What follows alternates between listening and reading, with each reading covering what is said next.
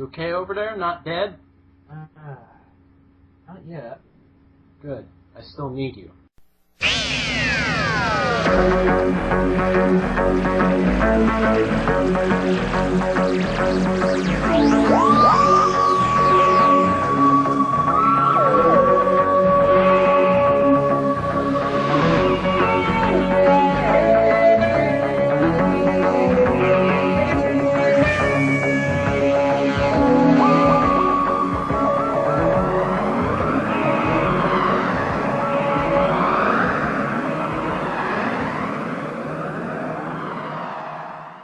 Hello and welcome to the new and somewhat improved version of Whovian reviewin. I am one of your hosts of Acuminator, and I am joined by my intrepid and somewhat sickly co-host, Bill.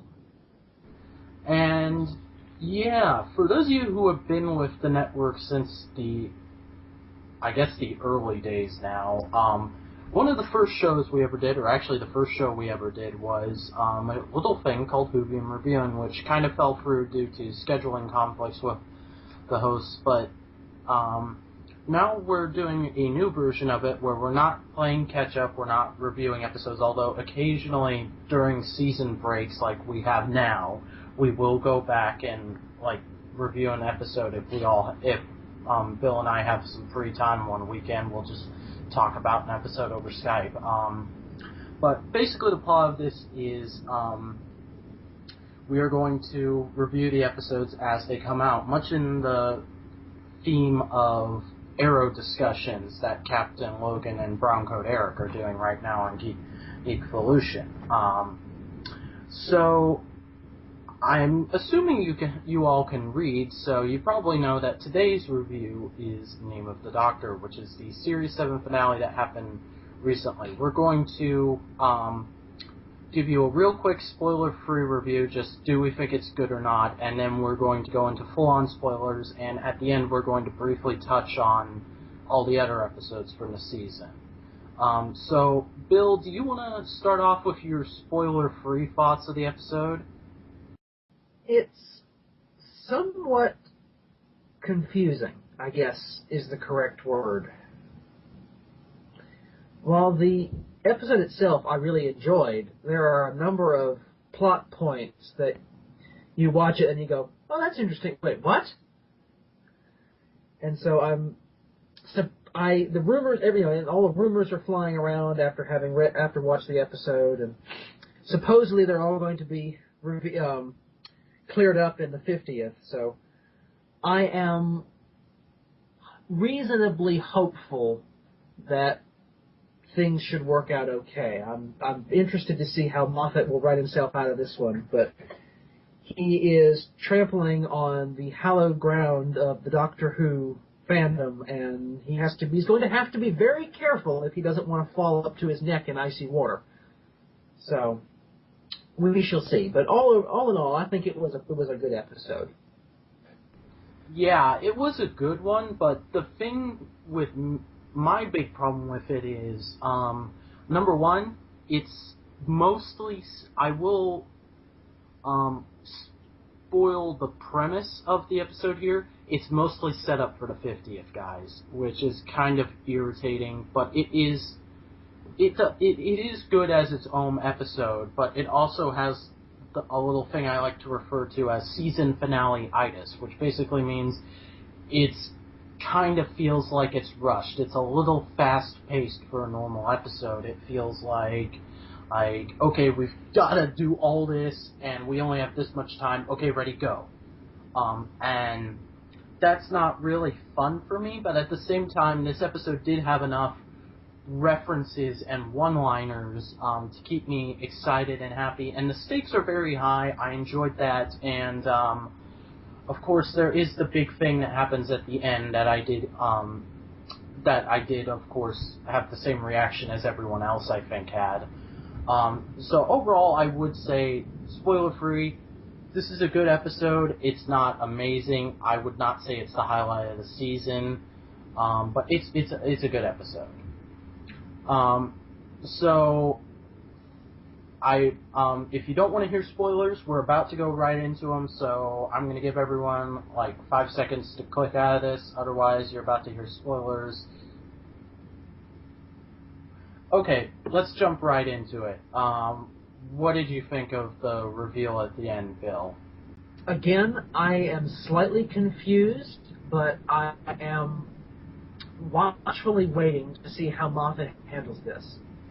I'm hoping he does the wise thing, and I'm not entirely sure what the wise thing to do is. I just hope whatever that path is, he takes it, because I'm really sure he does not want the whole of the Doctor Who fan after him. Well, yeah, and the thing is, he is a huge fan. Davey, and I know this could be said about a lot of people who have worked on the show, but Davies admitted he was a fan when he was a kid, and not so much so until he started working on it. Moffat's been a fan all his life, so I'm more inclined to trust him with big leaps like this. However, I just don't know what I'll think about it. I'm honestly waiting until the 50th to give my full opinion on it.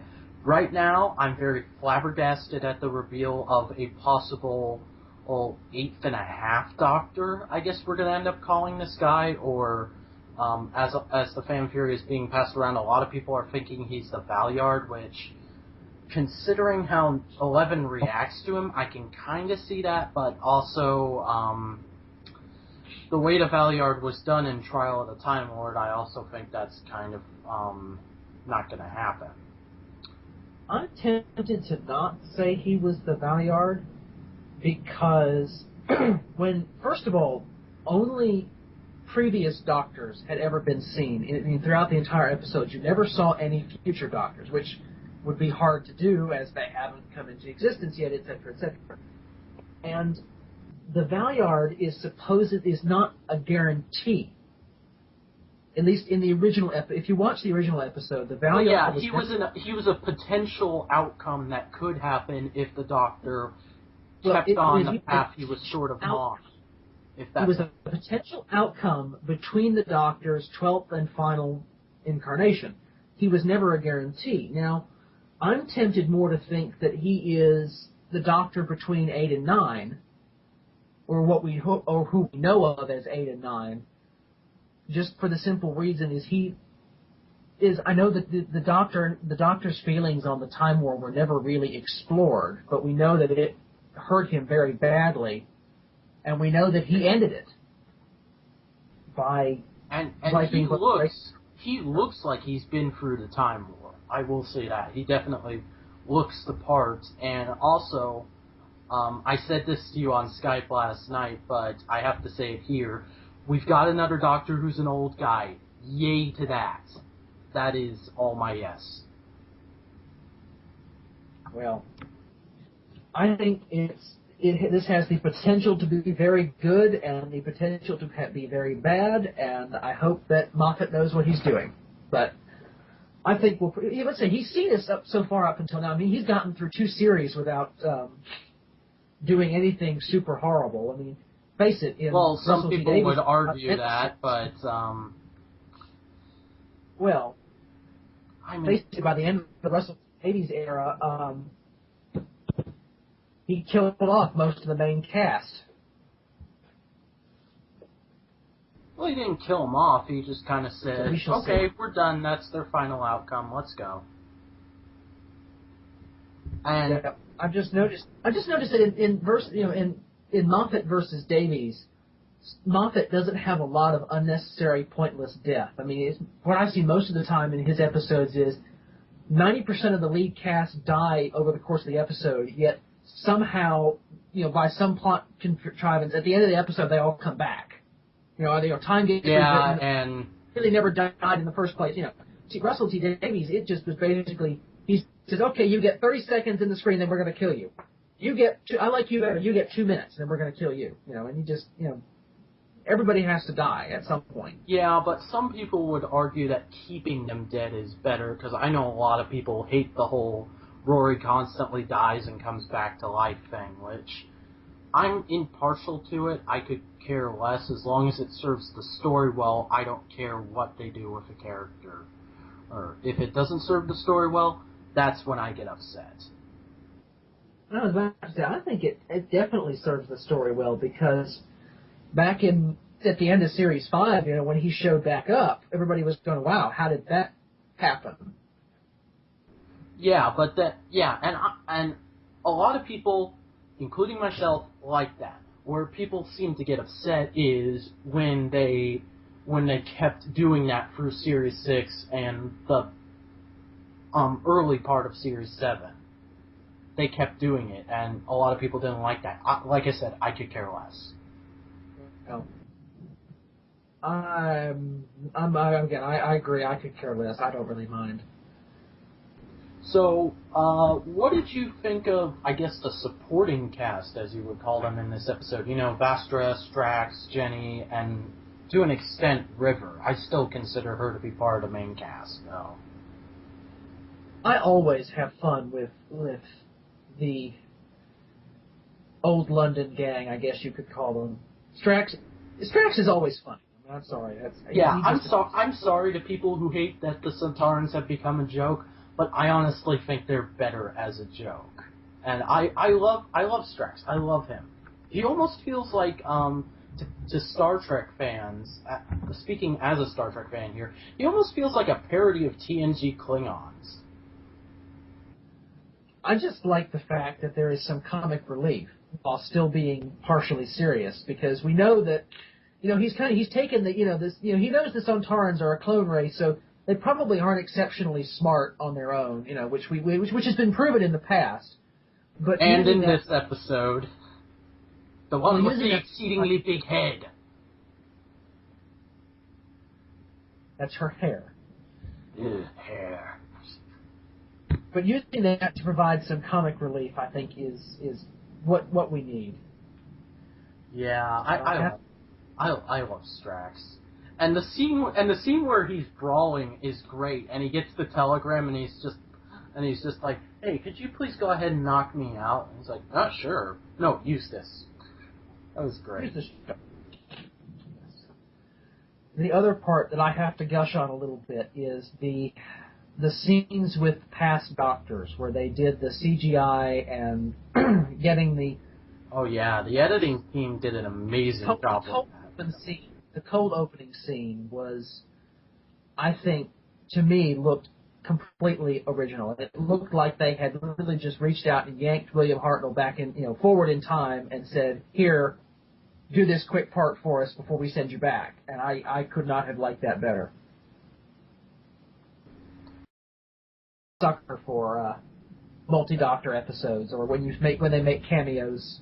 So yeah, this one was cameos, air quotes. Yeah, well. But yeah, that was an amazing editing job right there, and they made that look fantastic. And I'm almost inclined to wonder, like, why can't you do that when you put the episodes on DVD? Who knows? Yeah, and one thing I really loved about the cold opening scene where we see Hartnell stealing the TARDIS, we now know what TARDISes look like. Without the chameleon, when the chameleon circuit is deactivated. Granted, they look like a can of soda, but still, we know what they look like, and that's really, I'm a sucker for world building, so that was awesome. Yes.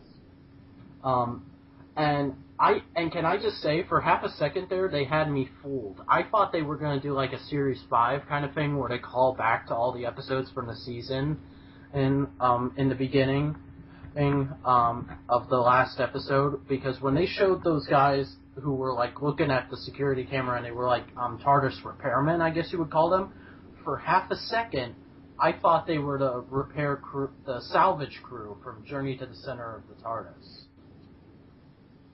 So, I don't know if that was just them being lazy and reusing a set, or they actually did that to try and trick people, but it kind of tricked me. So, let's kind of continue on with world building. What do you think about the fact that even though River's kind of dead, she can still communicate with the Doctor and the others? Because I heard some people were quite annoyed by that. I think it makes a nice... I mean, I think it answers the question of what the heck is she going to do now that she's trapped in the library's computer for all eternity. I thought she was just going to read, honestly. I mean, that's what I'd do. Well, you can only read so much. Yeah, but then there's also the question of how can she do that? Because all we know is she just appeared there and she kept a psychic link open. We don't know how she's able to get into that party. Like, can you sleep inside a computer? I don't think that's possible. You can sleep inside a computer. Computers sleep all the time. Well, yeah, but can an individual program sleep? Because that's kind of what River is now. Processes can sleep. They can become dormant. Sorry, you have to be a computer person to know what I'm talking about. But the individual process threads can be effectively go dormant or be pushed to the back, and while the computer works on other things. So yeah, programs can sleep. Yeah, I can see where you're coming from there, but that still is also kind of just... I would have liked it if they could have actually come out and explained that, but it was nice getting to see post... what is it? I always forget what her first episode was called. Silence in the Library and Forest of the Dead. Yeah, post Forest of the Dead River. That was nice to see that. I hope they don't constantly keep bringing her back like that. I want to see more of young River, but I didn't mind seeing her like that. I thought it was nice to see it once, but I hope they don't just constantly keep bringing it out. Like, oh look, here's River again, and because we can do that now. Like, don't do that, guys. There are already people who hate River, or don't give them more of a reason to do that.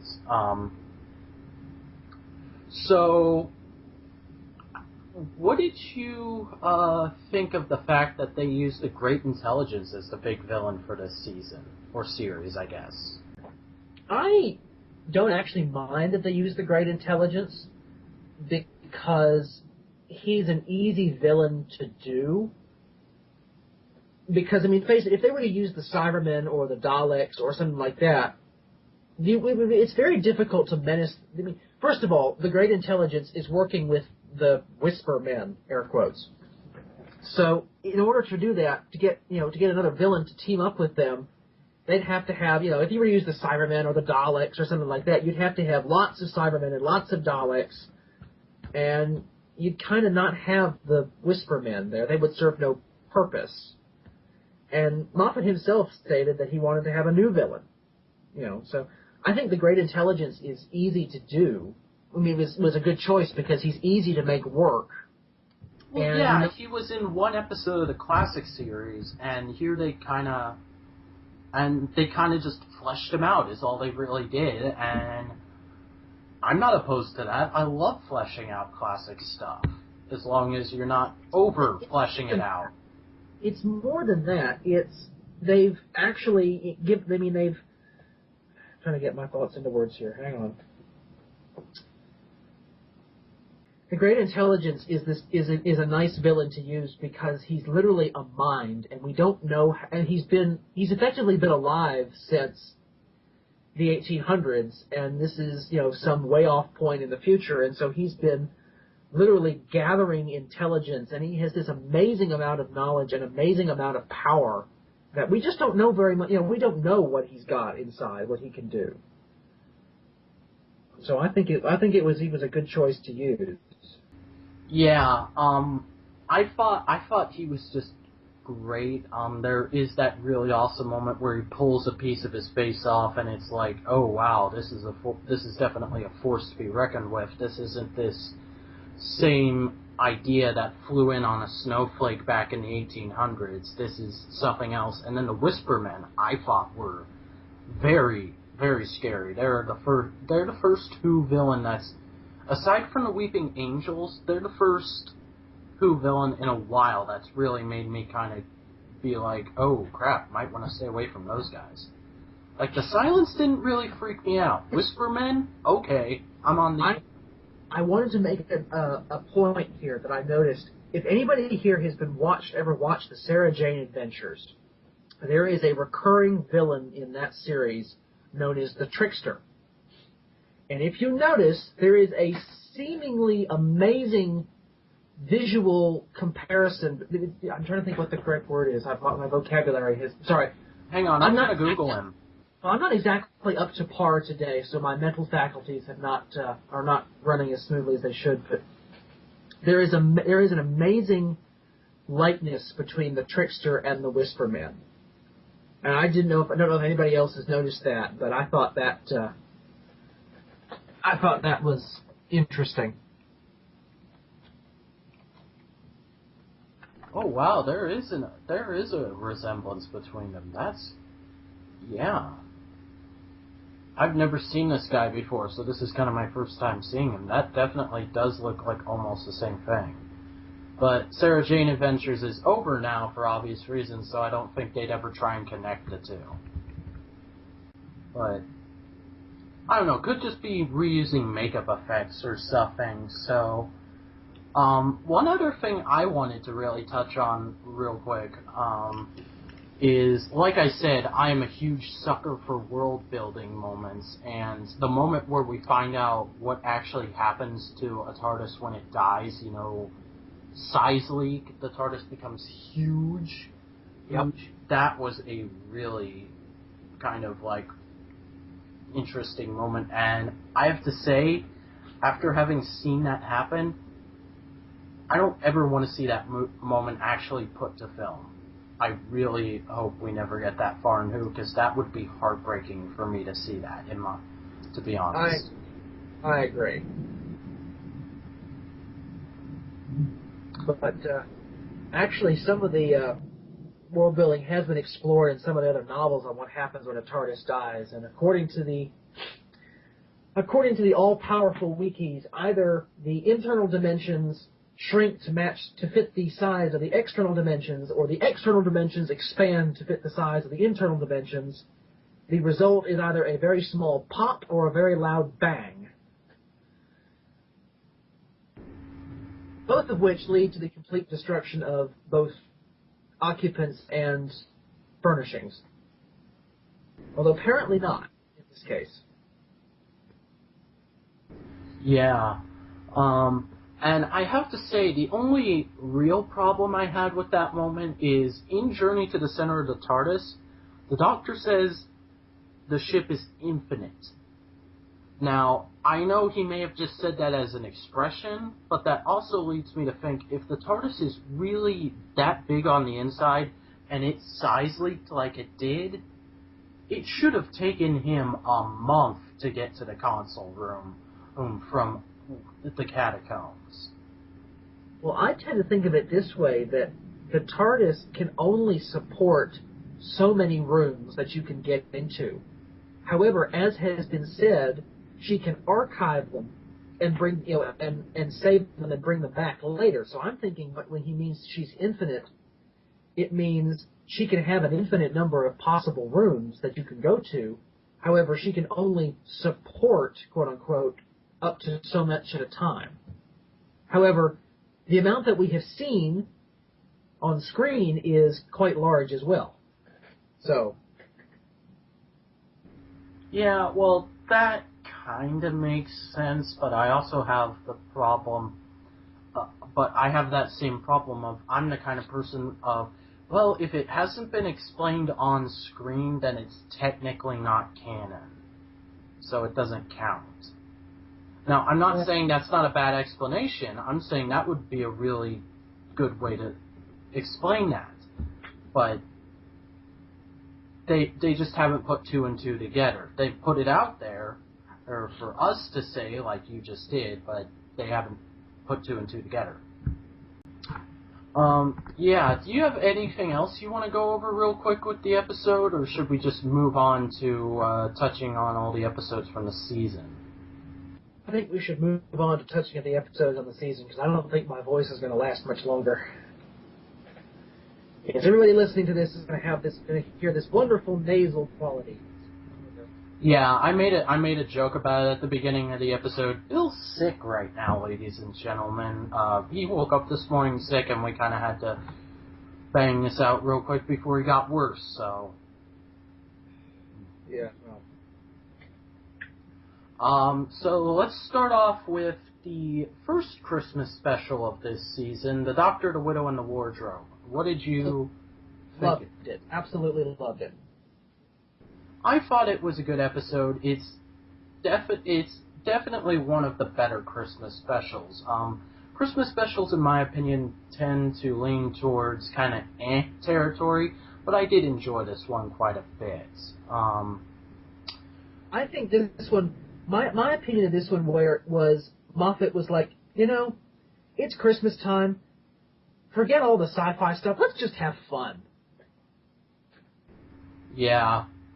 And then there is the joke going around in the fandom ever since that episode aired of Stephen Moffat just loves World War II, because he did this episode, he did Dr. Dance's Victory of the Daleks was done under his watch. Yeah. But, I don't mind. That was my opinion that's my opinion of the episode. It's like, if you want an episode where it's like, forget all the sci-fi fiction, all the sci-fi stuff, forget about the the Doctor's going to die in 200 years, forget about the rest of it. It's like, let's just have some fun. Yeah, I think we need one of those every once in a while, because, you get too ingrained in the, the prophecy of silence will fall when the question is that, you get too much of that, and it just kind of gets to the point where you're like, more. So it's like, it's nice to have one of those episodes where you can just say, sit back and just have fun. And everything works out in the end. Everybody lives. Everybody has a happy ending, So I thought that was a nice episode. Okay. Asylum of the Daleks. I want to go first on this one, because I don't know what you think of it, but I really didn't like this episode. You already reinvented the Daleks. Why do you need to do a huge homage past thing to them? Now, I don't mind that they wanted to bring back, old Daleks and show them, but only do that in the asylum. You go into the Parliament, and you've got, maybe one or two of the new Paradigm Daleks, and everyone else is the drone Daleks we've seen from Dalek and onwards. That really annoyed me, and the other thing that really annoyed me is they spent months searching every BBC warehouse, contacting every fan collector they could, trying to get old Daleks back. Hell, they even got the Special Weapons Dalek back, my favorite Dalek design. And they were on screen for maybe 5 seconds. That really annoyed me. It was way over publicized the way they did it, because when I saw the posters for it and the Tumblr pictures on it, it was like everybody was saying, oh yeah, we're gonna have loads and loads of old Daleks, and it's gonna be really cool because have all the pictures of the main cast sitting next to them, and they're gonna get to fight them one-on-one, and then you get a regular, you basically have drone Dalek. That's all you get to see. And I think the Special Weapons Dalek was on the screen for I think a maximum of 5 seconds. It was ridiculous. Yeah. That's just... I liked the episode. I thought it was a good episode. It had some decent points, where the Doctor gets to insult the Daleks at points. You're no better than you don't have any. Your gun is broken. You're no better than a tricycle. I will say this about the episode. The line out of 10, 11 was cheesy, but I really liked it. Yeah, I have to. It's true. But I think that one falls again into the category. Yeah. Dinosaurs on a Spaceship. This was just a fun romp. I loved it. Again, this one was, heck with the science fiction stuff. Let's have some fun. And I loved the scene at the end where where Rory's dad gets to have lunch while looking over the Earth. I thought that was sweet. Oh yeah, Rory's dad is a great character, and I'm really upset that 5 episodes later they got rid of both pawns, so we're never going to see Rory's dad again, probably. Unless they pull a Martin on us. Or, wait, a William, I mean. Okay. Donna's granddad. Yeah. A Town Called Mercy. This is one of my favorite episodes of the season. I thought it was just a solid episode. I really enjoyed it, and I'm still waiting on an action figure for the Gunslinger, people. Come on. Or is it? I don't know. I was kind of iffy on that one because, I don't know, for some reason to me it felt like the Doctor was not in character. It felt like he changed, his personality had changed. Really? Because it almost felt like, kind of like they were doing Amy's Choice again, where he's faced with kind of an alternate version of himself that kind of just went down another path. And it felt like he was acting the same way he did in Amy's Choice to me. I don't know. Something about that one just felt off to me. The Doctor's persona didn't feel right. I could see that. But this episode also was made for me. Like, I was already really enjoying it, but I think I kind of just fell in love with the episode after the I Speak Horse scene. Yes. I speak everything. Yes. That part, I admit, I liked. That was a good part. Yeah. The Power of Three. This was an episode that was a bunch of fun moments, but didn't make sense as a whole, in my opinion. My biggest problem with that episode was it was really fun, it was really cool, the plot it was a really solid plot until the last 5 minutes where it was like the scriptwriters were writing along, they had this really great idea, it was a really good plot, and they said, crap, we only got 10 minutes left. Oh crap, we gotta fit this into 45 minutes, get out the chainsaw, you know. So I was kind of put off by the ending, but it had some, it was really fun. I enjoyed that one because because I mean, it sounds like something that what would happen. The world gets flooded with these mysterious cubes, and then they do all sorts of things. And it probably had my single favorite scene from any of the new series, where Amy asks about this particular cube and is told, try the door. And what happens next? I still laugh when I see that. Now, the thing I don't like about it is, and this is a problem with a lot of Earthbound episodes, is they do this big thing where this new sensation takes over the Earth for I think it's almost the course of an entire year, and then no one references it ever again. They did it with the Suntaran Stratagem, they did it with Aliens of London, they did it with, what's the name of that episode? I can't remember. They did it with the, Partners in Crime, the episode with the adipose. Yep. And they never bring it up again. Like, it would have been really cool if in Clara's first episode, in Bells of St. John, if the Doctor had walked in there and there's a cube sitting on the table and he's like, oh, no, you don't want that. And throws it in the trash can. If they had just made a little reference like that somewhere, I would have been fine with it. But the fact that they never bring up things like that again really bothered me. Now, that said, I love the character of Kate Stewart. Yes. I'm going to say, going back to before you change topics on me, I was going to say, the one thing I guess the pitiful attempt you could make to try and explain it away was said by Christopher Eggleston. What happens when you take a mysterious blue box and put it slap bang in the middle of London? What do people do?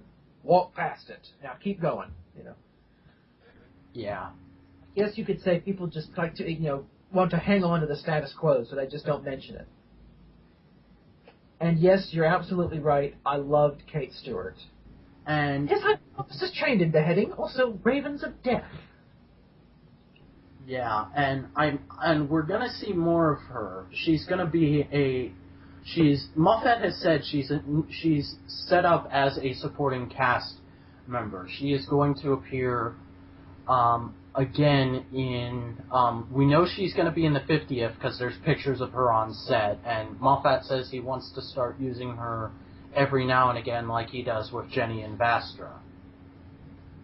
I was about to say, she's the only link technically that they have to the Brigadier because, after Nicholas Courtney passed away, they really don't have anybody who can play the Brigadier. And if you're going to do the 50th anniversary episode, you're going to have to bring back somebody. Yeah. There's a actually, you know what? I don't want to spoil that for you because there's a really cool. There's been some details linked about a new unit character that I think you're gonna love. But I won't say them here.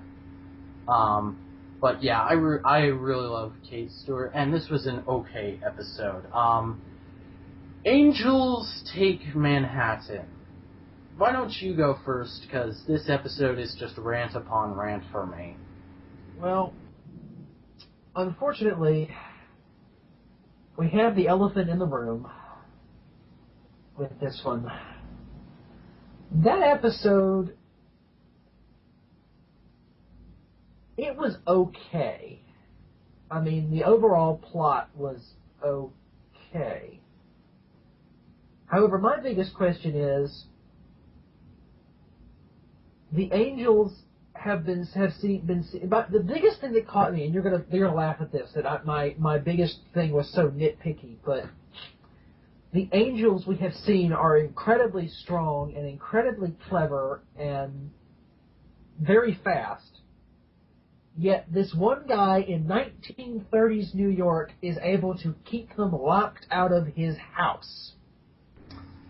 Yep, that's one of my problems with the episode too.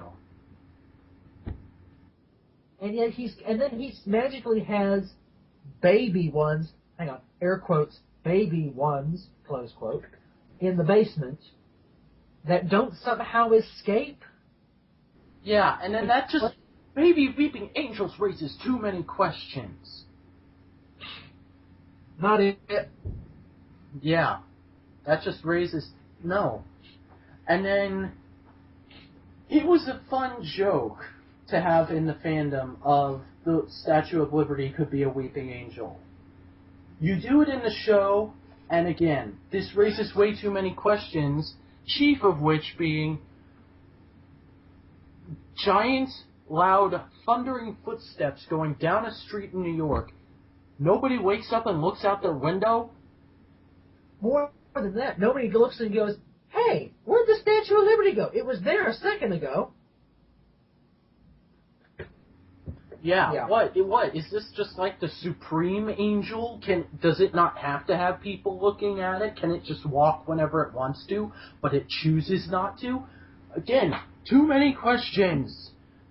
And then, the way to get rid of the pawns, it's a last-second thing. You could have had the Doctor struggling all throughout the episode, constantly denying that it was going to happen, trying to stop the Angels, and eventually he just gives up and lets them have Amy and Rory. No, instead, you let him have his big triumphant moment, and then the rug's torn right out from under him, and he cries like a baby. That felt cheap to me. Moreover, to me, it was, they made such a big deal that he could never go back and see them again. He could never go and get them, yet he's never allowed to go back and visit? And then, I love what Nash had to say about this on his Mega Stream. Go to Jersey the year after, get in a cab, go there and get him, and you can leave from Jersey! No comment.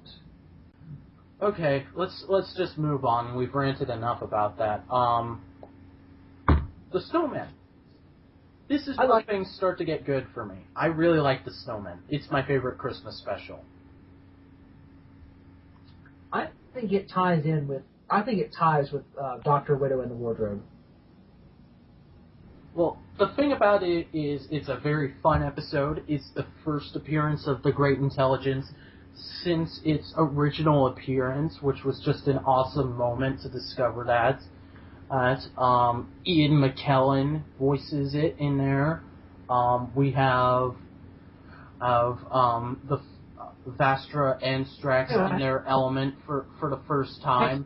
Who did you say voices the Great Intelligence? Ian McKellen. He plays Magneto in the X-Men movies.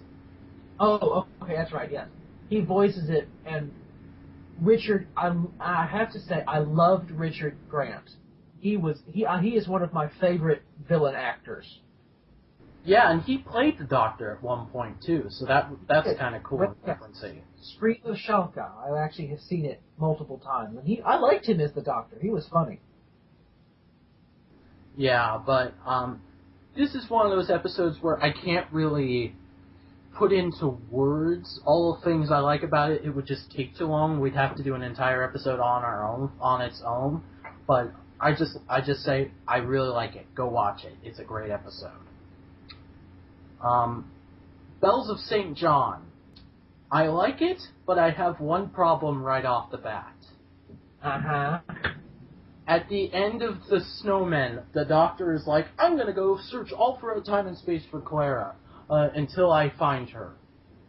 In the opening of Bells of St. John, he's sitting in a monastery painting her. How'd that happen?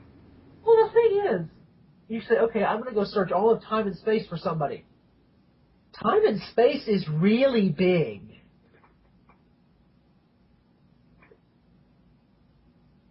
Yeah, but still, it's kind of indicated he's been there for a while, and I don't see...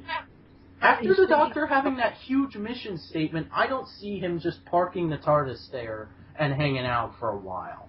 I could see him stopping there to hang out for a couple of days and refuel or stuff and just rest up, but I don't see him staying there for an extended period of time. Well, I don't think that's a big nitpick point, because the Doctor's done that before. I'd just say roll with it.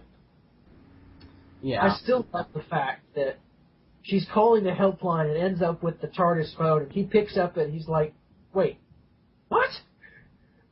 Yeah, that's a good moment. And like I said, that is one of my only problems with that episode. Everything I don't like about that episode is very nitpicky. Other than that, I love this episode. This is a fun episode. It was a great way to introduce Clara.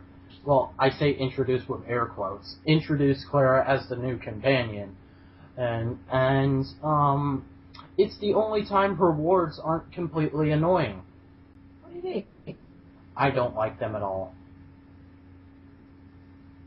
I thought I told you that, but yeah, I don't. I thought you said words. Sorry. Wards, yeah. Yeah, words, not words. I thought you said words, and I'm like, but what? Yeah. Even in this episode, they're still trying on the nerves, but we'll get there in due time. Well, I don't hate them here is the thing. Anyways, I do enjoy the episode. You want to move on? Certainly. Rings of Akatan. Very mixed, I have to say. I am very mixed on this episode. Well, let's see. For me, both yes and no. I like the interaction between Clara and the TARDIS. I don't think it likes me. But I like some of the conversations that she has with the Doctor. But again, you're right, mixed emotions. Yeah, it's one of those, okay, first outing with a new companion, let's do the generic, okay, here's what it's like to be out in space kind of an episode. And, it just kind of feels like, okay, we've done this already, let's get it out of our systems. That's what it feels like to me. Cold War. This, I like it, but it's not great. I'm sorry. I think the only worthwhile scene to remember is the very end one where Clara asks him, "Why did the TARDIS leave?" Yes. Yeah. It relocates. Now I love the end where she's, it's at the pole. Oh, the South Pole. Can we have a lift? And the captain just looks at him for a second and then just starts laughing. And then they walk. And that was my reaction though too. It was like, Pah! Yeah. I like the episode, but I have to agree with a lot of people, and I don't know if you've ever seen this movie, Bill, but it did kind of feel like Aliens, but it's underwater, and it's with a Silurian. With Silurian, it was a ice warrior. Oh, yeah, that's right. I'm sorry. I'm a complete idiot, everyone. I'm sorry, I got the names mixed up. That's something we don't know. They both look very reptilian, I'm sorry. Okay, let's move on to something we do like. Hyde. Hyde is just a good episode. Hyde is just a good, solid episode. I really enjoy it. It almost feels like the most solid episode of the season. Come again? Collapsing universe, you and me dead. 2 minutes, no time, complete sentences, abandoned planet. Yes. And I have to say, I really did like the Crooked Man. He was a cool monster. Although, I'm still not sure what that ending was about. Every monster is looking... I forget what the line was, but he goes and saves the Crooked Man and brings it to where? That really was just kind of like, okay, the episode just kind of ended. Well, he goes and saves it, brings it back to Earth, and supposedly takes it somewhere safe in the TARDIS. Yeah. Other than that, though, I did really enjoy the episode. Trying to think if I have anything else to say about it. It's one of those ones, before I can get my proper thoughts on it together, I need to go back and rewatch it, but I did really like it. One of my favorite things in the last couple of episodes is the relationship between Kara and the TARDIS. Just they seem to react to each other more than any other companion that I've seen. Yeah, I like that. And that's because, I kind of feel like that's because of what happens in Name of the Doctor. She is the impossible girl, and the TARDIS doesn't quite like that. The TARDIS knows what she is and what's going to happen, and it doesn't want that to happen. Now, here's the big one for you. Now, it's not so much the big one for me anymore, but Journey to the Center of the TARDIS. Go ahead. Best episode of the season. That's all I can say. For the first time since 1978, we get to see the swimming pool. I had a feeling that's what you would say. I really like the episode. I think it is a very fun episode. I like all the referencey kind of stuff, even though certain ones don't make a heck of a lot of sense. But I do like it, although I do not think it's a very solid episode plot-wise. A lot of things don't exactly make sense, in my opinion, particularly what happens at the end with the brothers. That part, that one was slightly odd. I still don't quite understand before. I don't understand how a magic reset button changed anything about their history. Like, you go back and suddenly the picture's whole. How did resetting the TARDIS so that they hadn't caught the TARDIS change that? How did any of that happen? Sorry. I have no idea. Yeah. I know. A little nitpicky there, but still. Okay, here's the one we were both really mixed on. The Crimson Horror. It's a Mark Gatiss episode. Odd. And speaking of which, I was right. 1978 is when you got to see the swimming pool for the first time. Anyways, moving on. Yeah. Odd little episode. Don't really like it. Honestly, I don't really like it.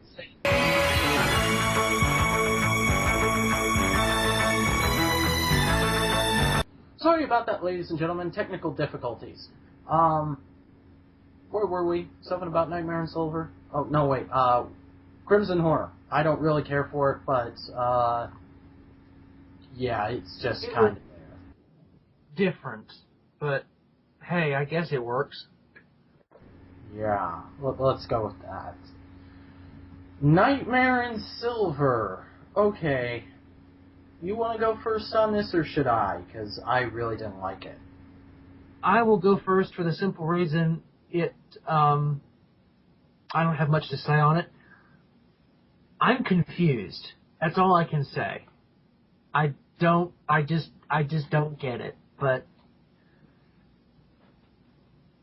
hey, that's all I can say. Okay, here's the thing with me in this episode. In the fandom, there is the constant joke of, oh, Star Trek stole the idea of the Cybermen and made the Borg. I am one of the people who completely disagrees with that and says, no, the Cybermen are survivors. The Borg are conquerors. What Gaiman did in this episode is he took the Cybermen and he made them conquerors. Because it is said that there were cyber wars. They were taking over planets. We had to get rid of them. They were like a giant disease.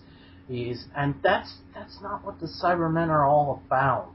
And I don't like the idea of them being able to run super fast. I don't like that. That doesn't make them any more scary to me. If anything, that makes them feel kind of generic to me. The thing that was scary about the Cybermen, in my opinion, is that they were slowly coming towards you, and there was nothing regular weapons could do against them. The Doctor had to construct some special device to defeat them. And here it's just kind of, let's make them shiny looking and super speed, and let's have cybermats for the sake of, well, we already revamped the Daleks. Let's revamp them, because we can't have anything left over from the Davies era. I'm not entirely opposed to. Yeah, and the other thing about this episode is, as I mentioned earlier, I'm not a big fan of Clara's wards. I honestly think the girl, I don't remember their names, but I honestly think the girl, when she walked in and said to that soldier, and the soldier kind of looks at her like, who are you? And she goes, I'm bored. My literal reaction to that, my parents were sitting next to me, but the reaction in my head to that was, please shoot her. Yeah. I'm sorry, the boy is okay. It's not so bad. The girl just needs to be backhanded at least once. Yeah, and we didn't mention this, but one of the best moments of the Name of the Doctor is the little Daleks.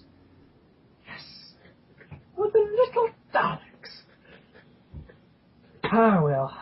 Yeah, well, that is, in a nutshell, our thoughts on Series 7, ladies and gentlemen. I hope you enjoyed this revamped version of Whovian Reviewin. We're still kind of working out the kinks.